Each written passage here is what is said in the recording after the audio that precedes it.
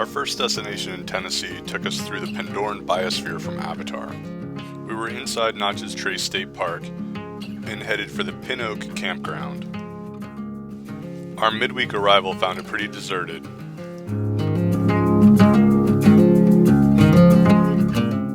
We were fortunate to have reserved a spot that backed right up to the water and only had one neighbor.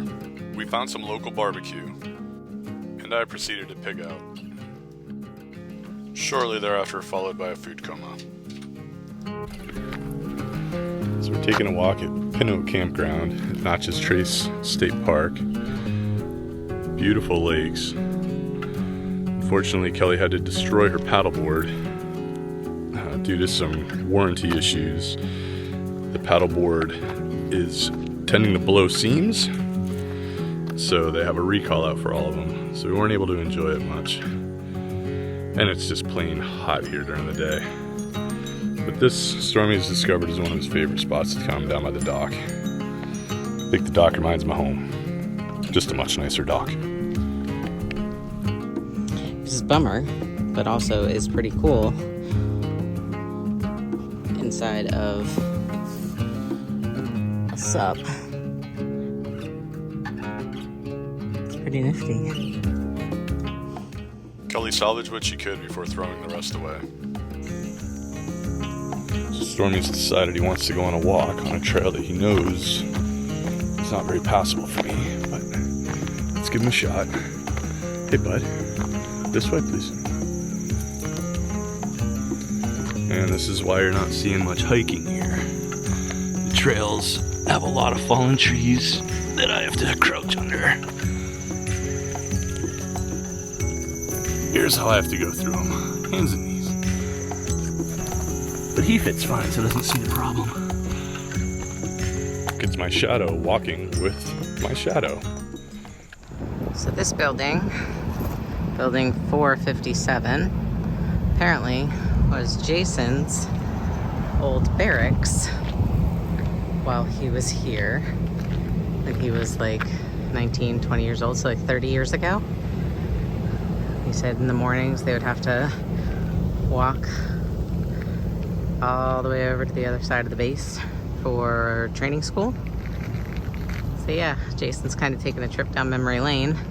Me, I'm just at the Navy Gateway Inn and Suites doing laundry, you know, the unglamorous stuff of traveling.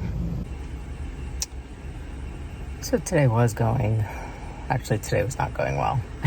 Tried to go to a local sewing store only to find out that the address was wrong both in Google and Apple, and by the time I figured out the right address, it was another 7-8 miles up the road and would have gotten me there like 3 minutes before closing. So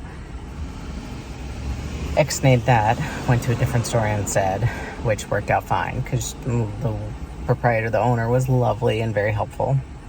Coming back to base, hand on my ID card, find out it's expired.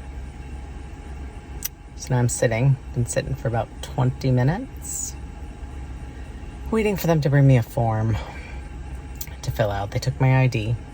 They're supposed to. But now I'm waiting for this form. I don't know what this form is. Jason can't come escort me in because I have the truck. And he's at the RV park on the other side of the base. So, we're in a pickle.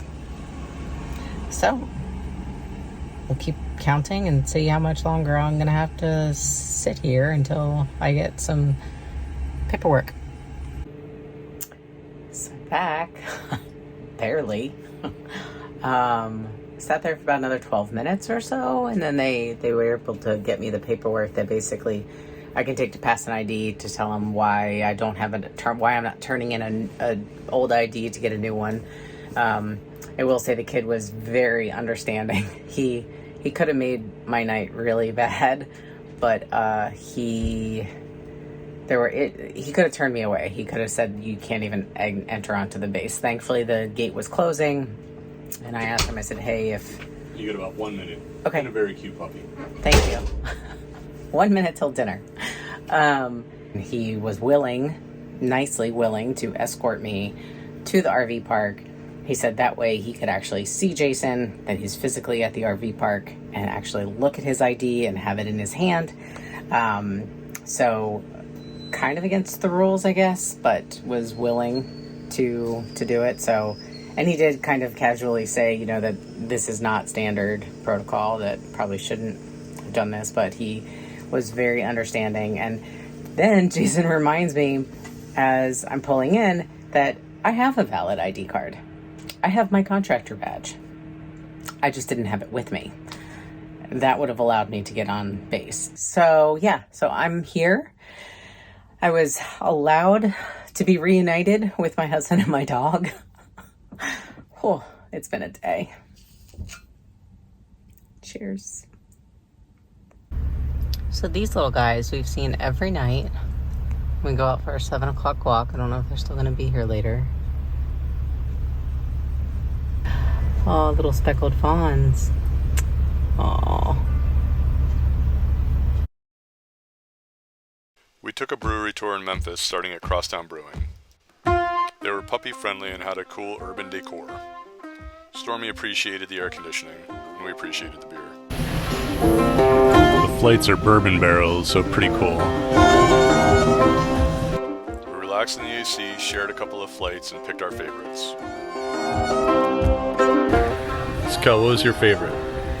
The traffic. While not her top choice, they did have a 4-pack of Macedon to take with us. Stormy, you gonna go walking in Memphis? I'm gonna walk with my feet 4 feet off of Beale. Beale Street had become more commercial than I remembered it 30 years ago, but it was still a fun place for a walk in the afternoon. Going to the next brewery.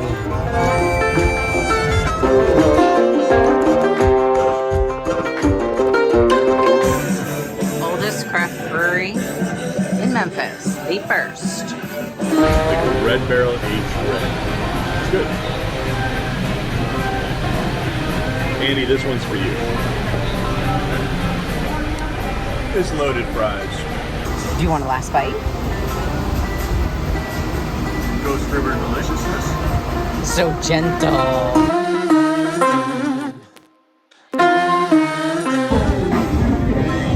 Walk off the beer a little bit. Hey Stormy, are you walking in Memphis?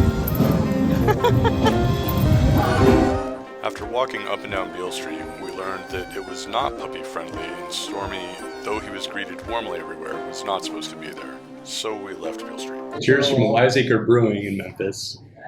This is our last stop of our beer tour in Memphis today.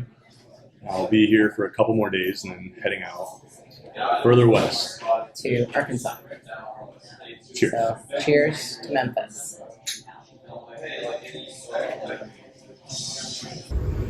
Getting warmer. Warmer.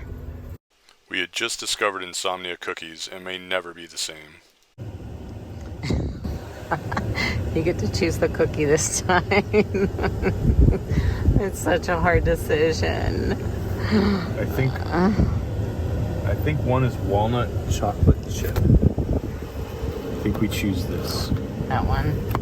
They're still warm. Even split. Oh my word. They're still gooey. I just don't understand how they fit a whole stick of butter into each cookie. Amazing. Found peaches, tomatoes, and some peaches. I'm so happy. We're gonna stock up. So where are we? We're starting a hike in Meeman-Shelby Park, just outside of Millington, Tennessee.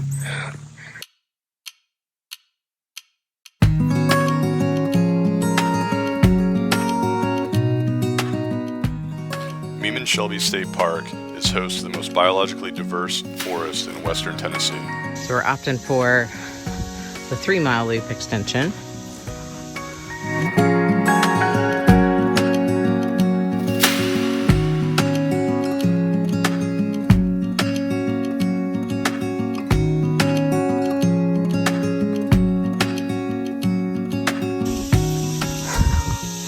told Jason, please don't break his neck.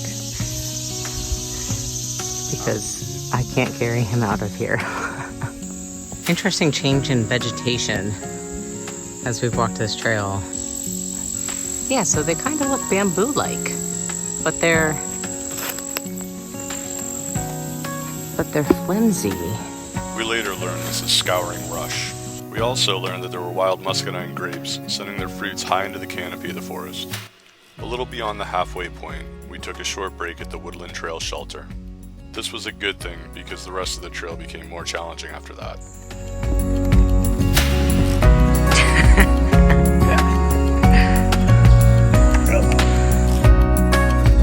Clean it better than you found it. We'll add it to our collection. Stormy's closing the loop. So, how long was that? Yeah. 4 miles even. 4 miles even. Took 2 hours. Had 589 feet of elevation gain.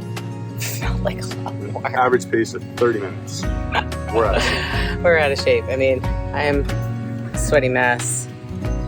Jason's a sweaty mess. Turn around. It's hot and humid. Is Tennessee. Stormy says he's done. You done, buddy? We want to do it again. You crazy, Mom. Later, Stormy wasn't very happy that I was doing a little bit of last-minute shopping, until he was allowed to go search for me. Which way did he go? Before getting a poodle, neither of us had any idea they were such good scent dogs.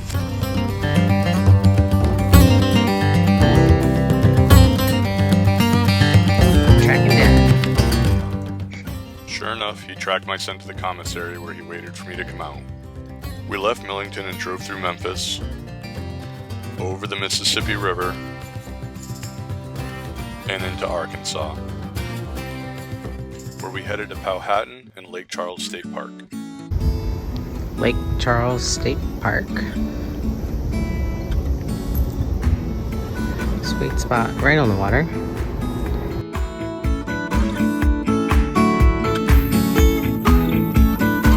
Bill's doing sit watch. Stormy's doing sit watch.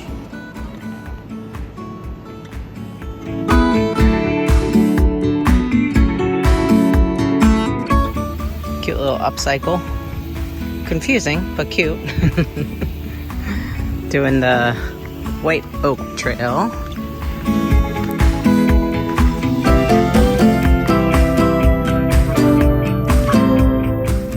Stormy again showed off his hunting prowess, finding what appeared to be a 3-toed box turtle along the trail. Brown turtle. Stormy found it. Didn't you? That's like at home. My little turtle hunter. All those Harry Potter movies are coming in handy. Hocus pocus, spider webs be gone. I don't know. Didn't work. I think we broke our dog. What stop could be complete without a little more maintenance? I replaced a couple of popped rivets in the Airstream before we were able to get back on our way.